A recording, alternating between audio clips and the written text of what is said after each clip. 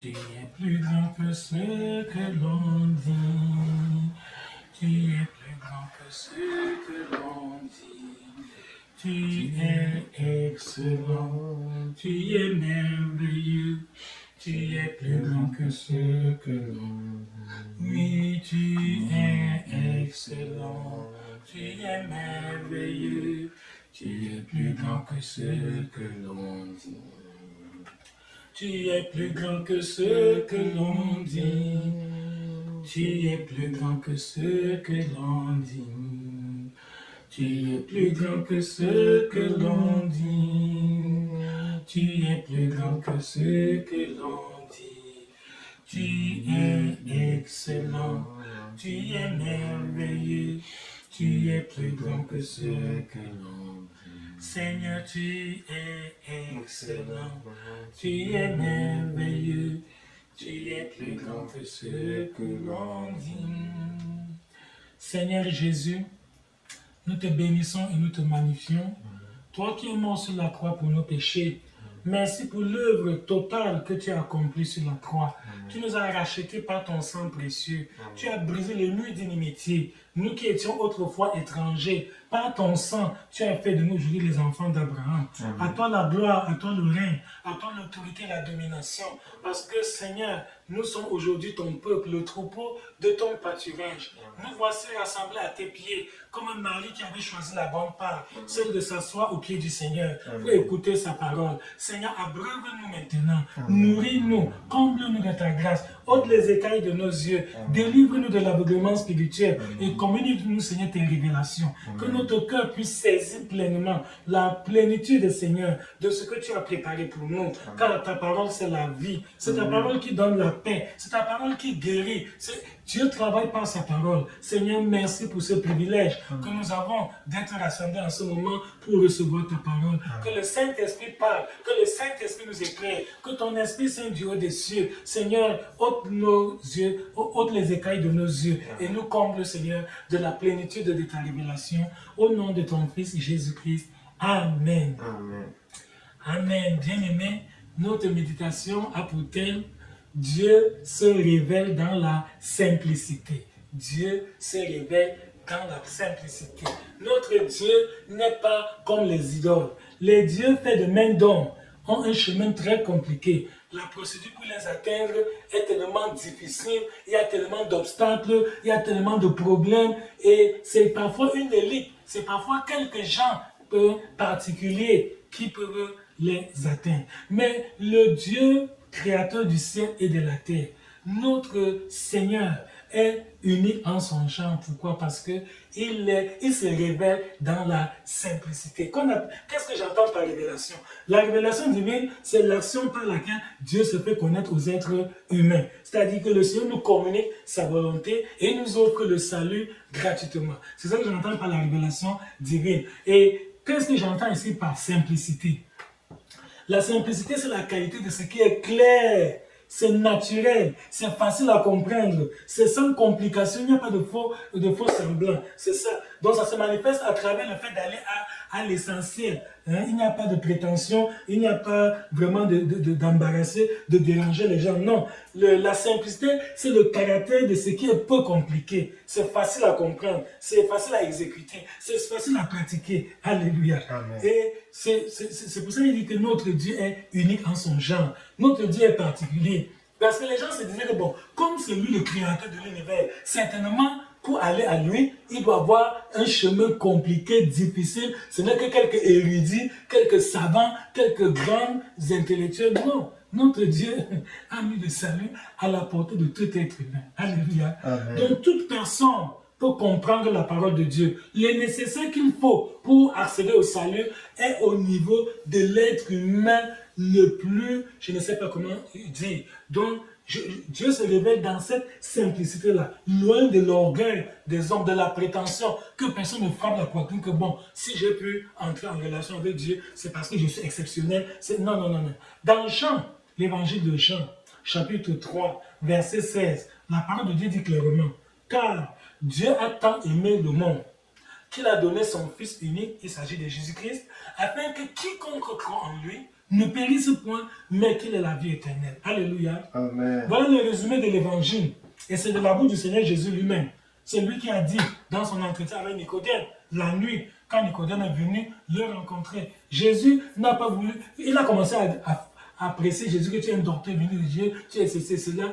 Jésus allait tout droit au but pour lui dire que l'homme ne peut pas connaître Dieu s'il n'est né de nouveau, s'il n'est né d'esprit et s'il est né aussi de l'eau. Vous voyez? Et finalement, vers la fin de leur entretien, Jésus lui a révélé que Dieu a tant aimé le monde qu'il a donné son fils afin quiconque veut dire n'importe qui, que tu sois petit ou grand, homme ou femme, que tu sois un intellectuel ou un analphabète, quiconque veut dire que tu sois homme ou femme, que tu sois un blanc ou un noir, quelle que soit ta race, quel que soit ton continent, que tu sois africain, européen, asiatique, je ne sais pas, américain, ce salut est accessible à tous.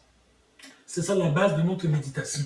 Que le Seigneur Dieu n'est pas compliqué. Non, je vous donne des témoignages que j'ai connus des mamans très âgées à qui Dieu a donné la grâce de vivre longtemps, mais qui ont pu recevoir le Seigneur Jésus-Christ comme leur Seigneur et Sauveur personnel. Or, ces mamans-là n'avaient jamais été à l'école. Ces mamans-là connaissaient seulement leur langue maternelle. Elles ne parlaient pas français. Et paradoxalement, nous avons constaté que ces mamans ont été baptisées par le Saint-Esprit. Dieu leur a donné le don céleste. Et ces mamans avaient même des dons spirituels.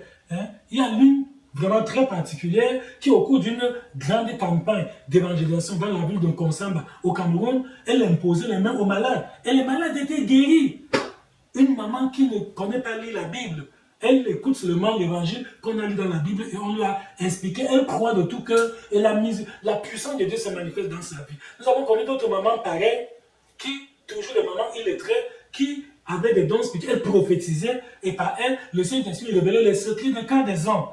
Donc, c'est pour vous dire que, bien aimé, notre Dieu se révèle dans la simplicité. Aujourd'hui, beaucoup de gens ratent la grâce de Dieu. Pourquoi? Parce que eux-mêmes, ils rendent les choses tellement difficiles. Ils pensent que vraiment, c'est un chemin qu'on ne peut pas emprunter si on n'a pas un certain bagage intellectuel, si on n'a pas certaines doses de connaissances livrées. Parce que la connaissance est très bonne, elle est même excellente, elle nous aide à faire beaucoup de choses. Mais je voudrais dire, pour ce qui concerne le salut, pour ce qui concerne l'accès à la vie éternelle, ce n'est pas le bagage intellectuel qui compte, non. Ce n'est pas la somme de connaissances que tu as emmagasinées qui compte, non. Dieu a mis le salut au niveau de tout être humain. Donc, personne n'aura des excuses au dernier jour. Alléluia. Amen.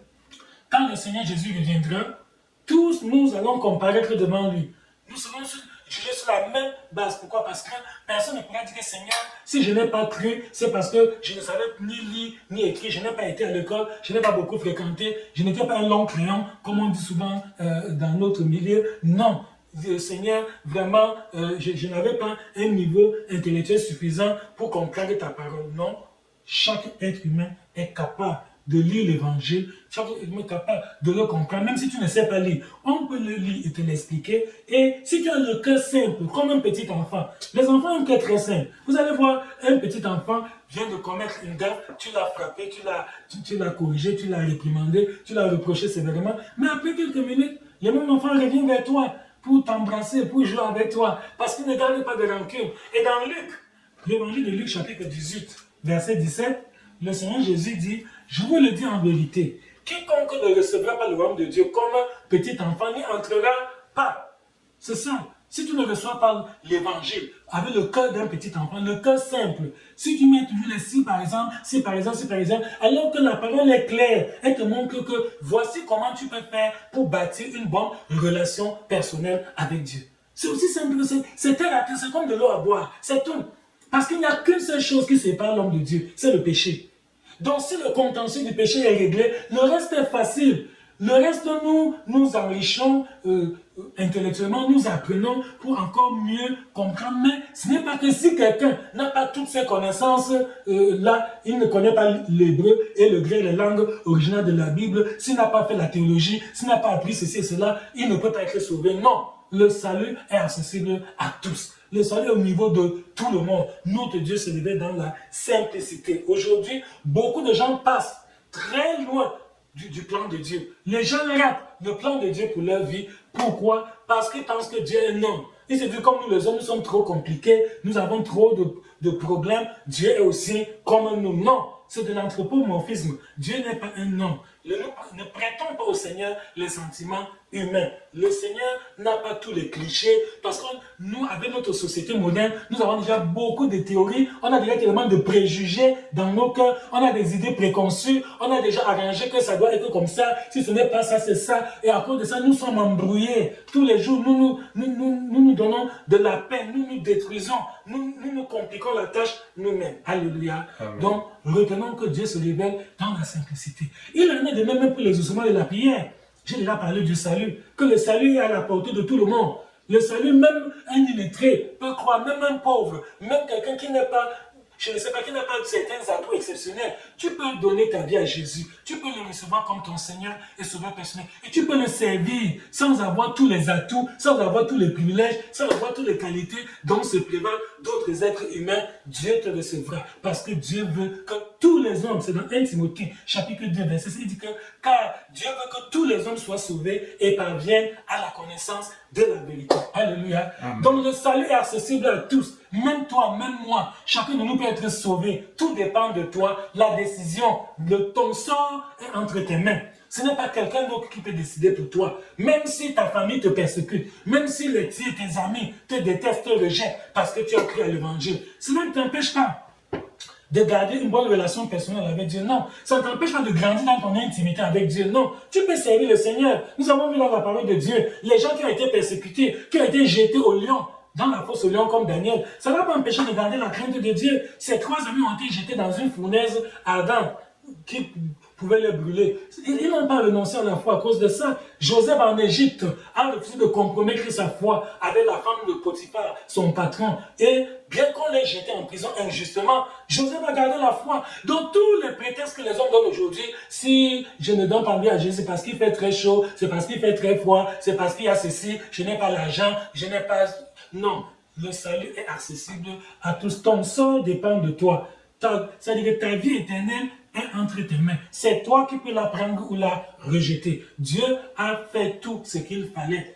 Il y a la part de l'homme, il y a la part de Dieu. Dieu a tout fait pour mettre le salut à ta disposition. Et si tu rates ça, c'est toi-même qui as voulu. Alléluia. Amen. Nous allons illustrer cet enseignement par l'histoire de Naaman. Naaman le Syrien, c'est un général de l'armée de Syrie. Vous voyez, je sais que les leçons se comprennent mieux lorsqu'elles sont transmises à travers une histoire. Or, dans le livre de 2 Rois, chapitre 5, du verset 1 au verset 14, le livre de 2 Rois, chapitre 5, du verset 1 au verset 14, la parole de Dieu nous dit qu'il y avait un général de l'armée de Syrie qui avait fait de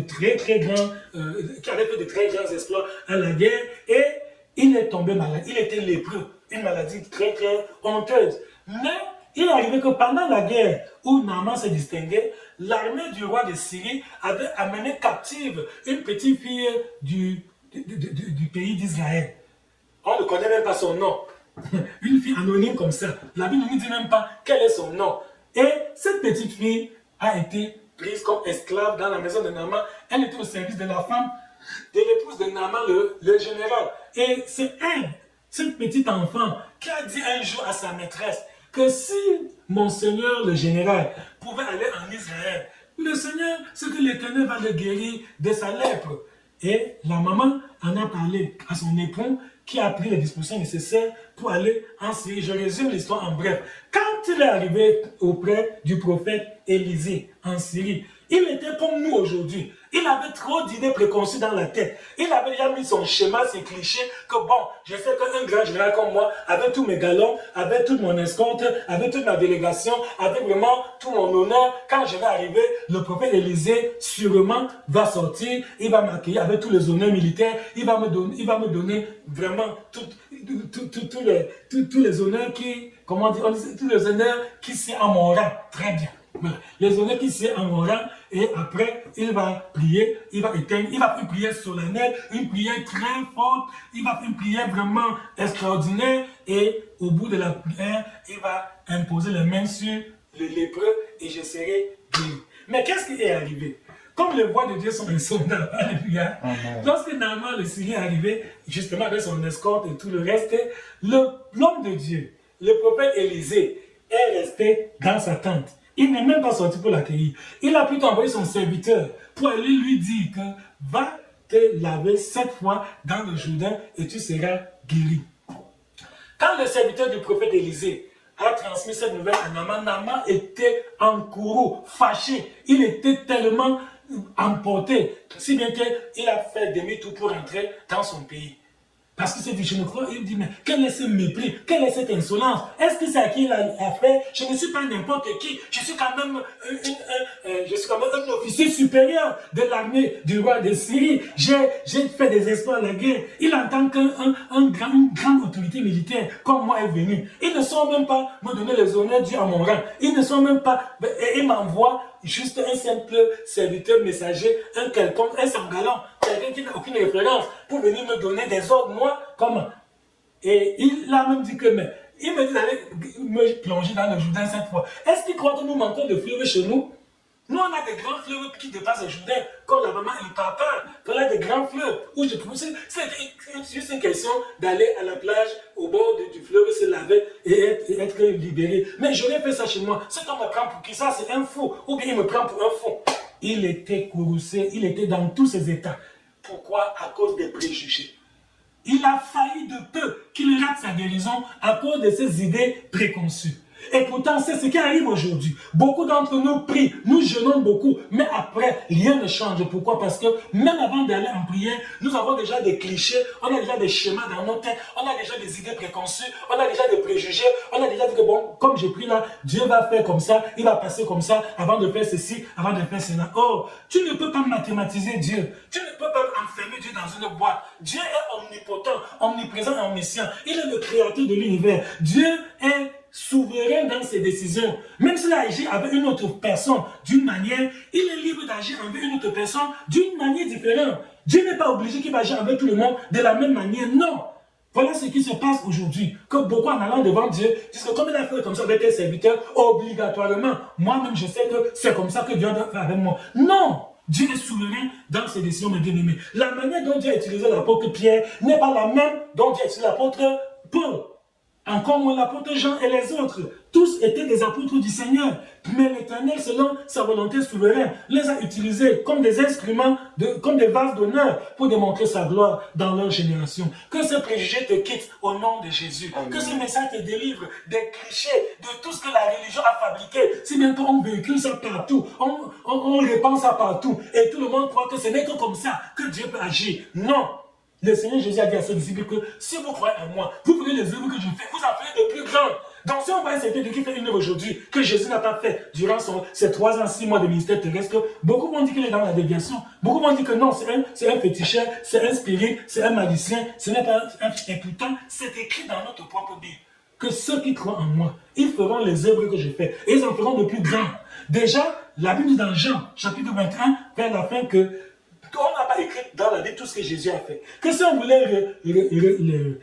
voulait relater par écrit tous les miracles et toutes les œuvres faites par Jésus, le monde entier ne pourrait pas contenir les livres qu'on écrirait. Donc, ne soyons plus bornés, ne sommes plus, je ne sais pas comment on pourrait dire, et un esprit ouvert, soyons réceptifs. Dieu est souverain. Le Seigneur agit comme il veut, tantôt d'une manière, tantôt d'une autre. Et c'est ce qui a failli coûter cher à Naaman. Heureusement pour Naaman, il avait des serviteurs qui l'aimaient. Il n'avait pas le genre de serviteurs que nous avons aujourd'hui. Il y a certains serviteurs qui ne sont là que pour préserver leurs intérêts. Même si le patron se noie, le patron se fourvoie, le patron s'embrouille, ça lui dit bien pourvu qu'à la fin du mois, lui, l'employé, il ait son salaire. Ceux-ci ont aimé sincèrement leur maître. Pourquoi? Parce que ceux qui se sont approchés de lui, ils lui ont dit que, mais mon Seigneur, si le prophète t'avait demandé de faire quelque chose de difficile, ne l'aurais-tu pas fait?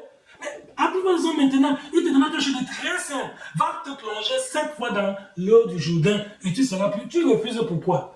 Bien aimé, ce que les saints de Naaman disent, là, c'est très très pertinent.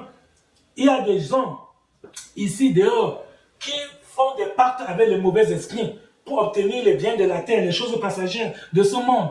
Je connais quelqu'un dont la maison, la famille, c'est-à-dire que sa femme et ses enfants avaient un jour de la semaine sur 7, un jour spécial, où on ne préparait pas à manger dans cette maison. Cet homme était très puissant, très riche. Il vivait dans l'opulence et il avait presque tout ce que les gens envient aujourd'hui comme étant le signe extérieur de la richesse et de la prospérité. Mais les gens l'enviaient sans savoir à quel prix il avait obtenu tout cela. Le prix à payer, c'était que un jour de la semaine sur 7, on ne prépare pas à manger, on n'achète pas à manger, mais chacun va au sel, aux toilettes, et il mange ses propres sels, il mange ses propres excréments. Et c'est à ce prix que le diable enrichissait cet homme. Jésus, vous vous souvenez comment Satan avait tenté Jésus? Il avait montré le monde entier toute la gloire. Il dit que tout ça, je vais te le donner si tu te prosternes et m'adores. Jésus a refusé, mais d'autres hommes ont accepté.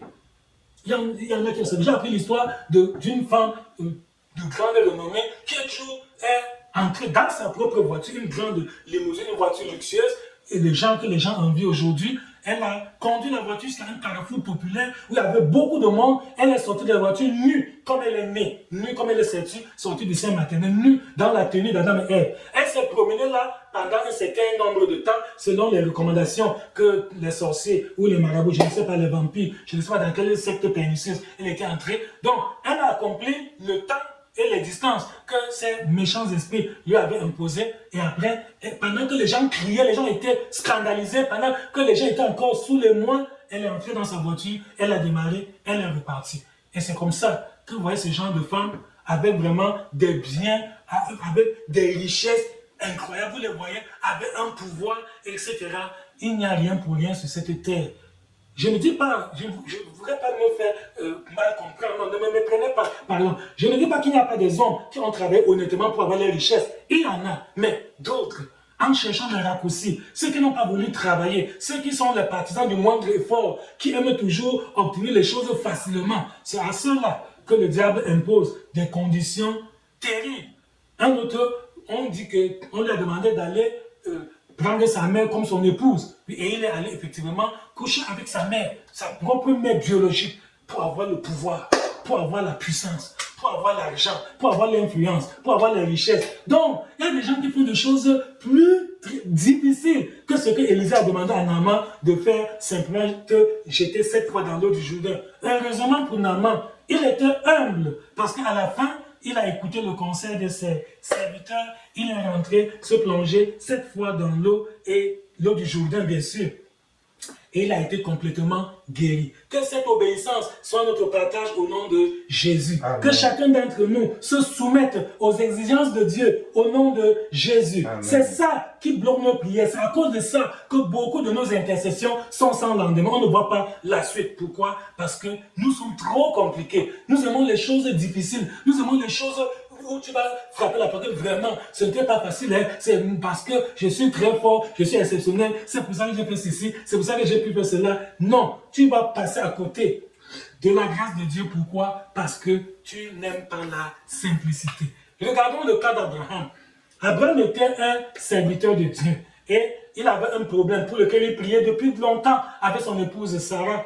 Dieu ne leur avait pas encore donné un enfant. Et ils attendaient le fruit des entrailles. Un jour, Abraham était assis à l'entrée de sa tente. Il a vu comment 3 hommes passaient, des voyageurs. Et il a réfléchi que, mais voilà 16 étrangers. Ils sont en train de parcourir une longue distance.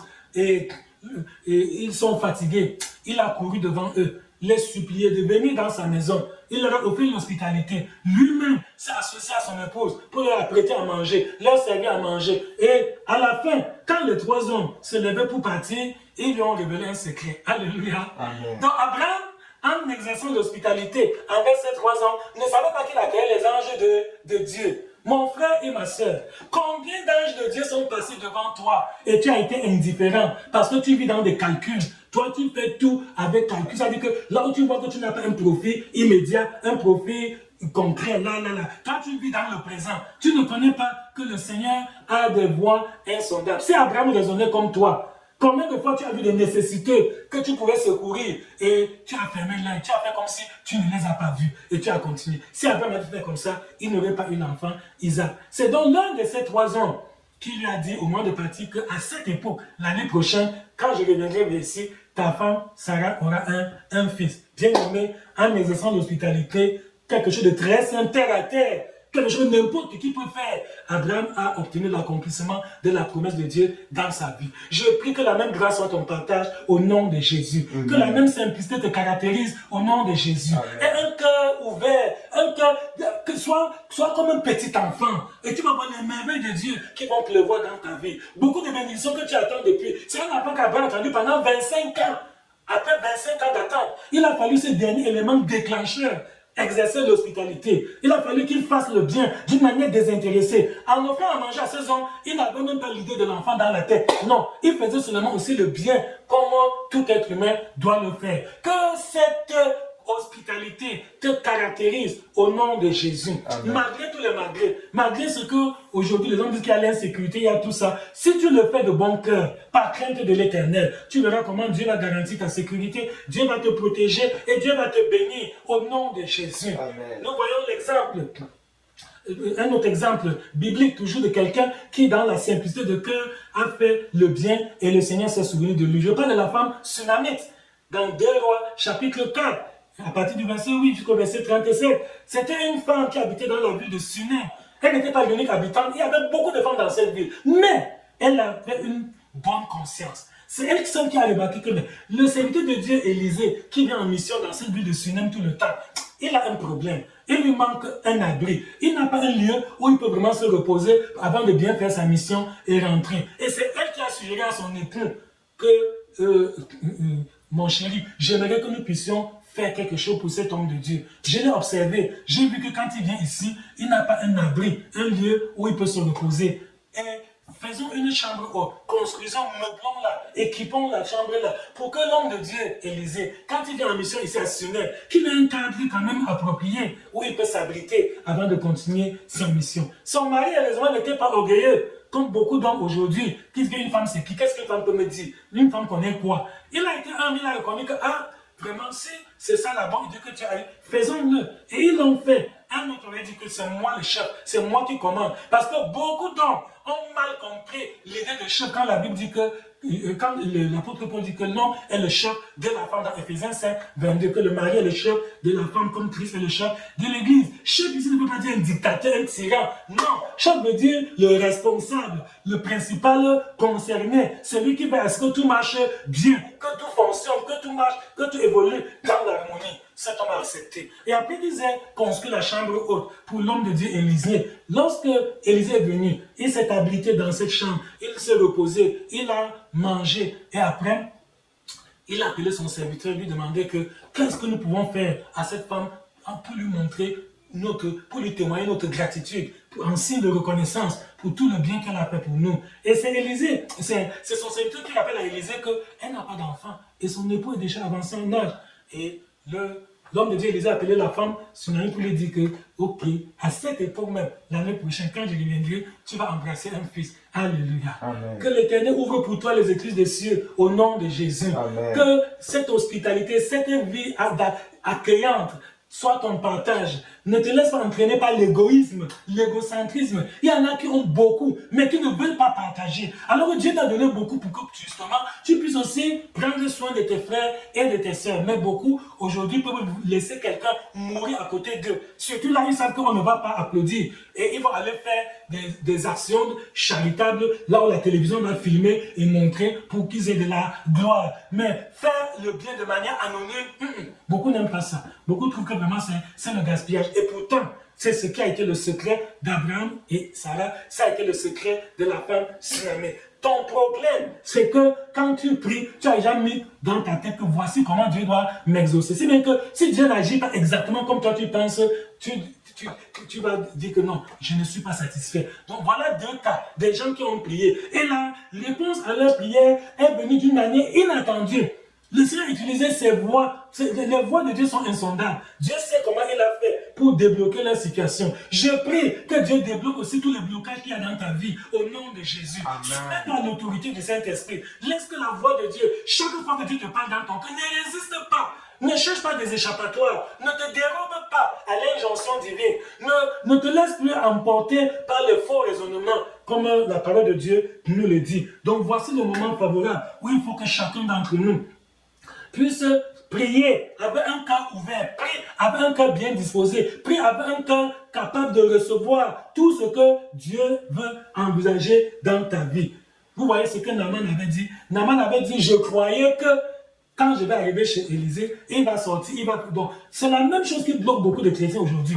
En priant, ils croient que voici comment va venir l'exaucement. Et quand l'exaucement ne vient pas de la manière dont Dieu s'y attend, donc c'est ton système de pensée qui bloque tes prières. C'est-à-dire que ce sont tes fausses conceptions qui retardent les promesses, l'accomplissement des promesses de Dieu dans ta vie. La méthode de Dieu est unique. Donc si tu veux que le blocage disparaisse de ta vie, le Seigneur veut que tu lui dises, quand tu pries, dis Seigneur que ta volonté se fasse. La volonté de Dieu peut se faire à gauche, elle peut se faire à droite, pourvu que ce soit la volonté de Dieu. Alléluia. Amen. Je vais donner un dernier témoignage. Quand nous étions encore plus jeunes et on priait pour le mariage, on avait, nous les jeunes frères, on avait comment vous dire, des pensées erronées. Quand tu regardes les filles, il y a une qui te plaît et tu n'as pas le courage d'aller lui dire clairement que je voudrais t'épouser. Tu dis Seigneur, je prie que tu me donnes une épouse, que ta volonté se fasse surtout sur celle-ci, non pas sur les autres là. Vous voyez, quand toi-même tu as déjà une idée préconçue comme ça, c'est parce que la nuit tu as des songes. Et dans les songes, tu vas voir la fille en question sur laquelle tu as voulu apporter ta préférence. Et tu vas dire que c'est Dieu qui m'a parlé, que Dieu m'a révélé. Et beaucoup se sont fourvoyés comme ça pour regretter des années plus tard, en disant que non, ce n'était pas une révélation de Dieu, c'était juste les songes naissent de la multitude des pensées. C'était juste l'expression de leur méditation journalière. Que cette parole te délivre des complications inutiles. Que ce message t'affranchisse des clichés, des préjugés, des idées préconçues. Que le Seigneur te libère, que le Seigneur te transforme, afin que tu aies le cœur d'un petit enfant, que tu puisses donner ta vie à Jésus sans réserve, sans retour, et que tu laisses que la volonté de Dieu se fasse dans tous les domaines de ta vie. Au nom de Jésus-Christ, nous avons prié. Amen.